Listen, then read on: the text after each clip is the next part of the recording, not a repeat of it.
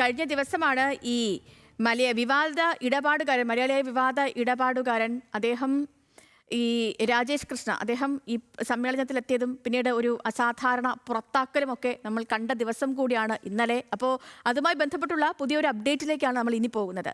അപ്പോൾ പാർട്ടി കോൺഗ്രസിൽ നിന്നും ഒഴിവാക്കിയ യുകെയിൽ നിന്നുള്ള പ്രതിനിധി രാജേഷ് കൃഷ്ണയ്ക്കെതിരെ പരാതികളൊന്നും ലഭിച്ചിട്ടില്ലെന്നാണ് ബ്രിട്ടൻ പാർട്ടി ഘടകം പറയുന്നത്. ഓൺലൈൻ വഴി യോഗ്യതാ പത്രങ്ങളൊക്കെ സമർപ്പിച്ചിരുന്നുവെന്നും PBയും കേന്ദ്ര കമ്മിറ്റിയും ഇതൊക്കെ പരിശോധിച്ചിരുന്നുവെന്നും സമൂഹ മാധ്യമത്തിൽ പങ്കുവച്ച കുറിപ്പിൽ പറയുന്നുണ്ട്.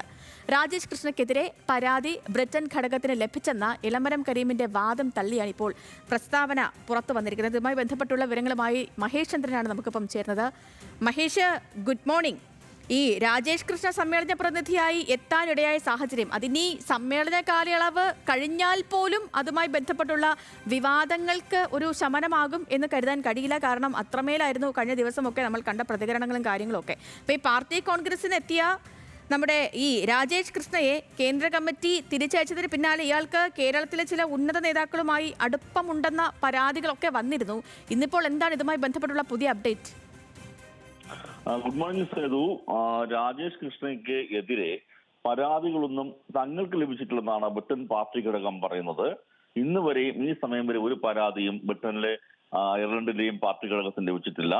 CPM പാർട്ടി കോൺഗ്രസില് ഈ ബ്രിട്ടൻ അയർലൻഡ് ഘടകത്തിന്റെ പ്രതിനിധിയായിട്ട് രാജേഷ് കൃഷ്ണയെ തീരുമാനിച്ചത് പോളിറ്റ് ബ്യൂറോ അംഗം അശോക് ധാവ്ലയുടെ സാന്നിധ്യത്തിൽ ആണ് എന്നും വിശദീകരണ കുറിപ്പിൽ പറയുന്നു. ഇക്കാര്യത്തിൽ പാർട്ടി കോൺഗ്രസിൽ നിന്ന് രാജേഷിനെ മാറ്റി നിർത്താൻ, ഒഴിവാക്കാൻ, പുറത്താക്കാനൊക്കെ പാർട്ടി കേന്ദ്ര കമ്മിറ്റി തീരുമാനിച്ചതിന് കാരണം ബ്രിട്ടൻ ഘടകത്തിലെ പരാതി എന്ന വിശദീകരണം ശരിയല്ല എന്നാണ് അവിടുത്തെ പാർട്ടി ഘടകം വ്യക്തമാക്കുന്നത്.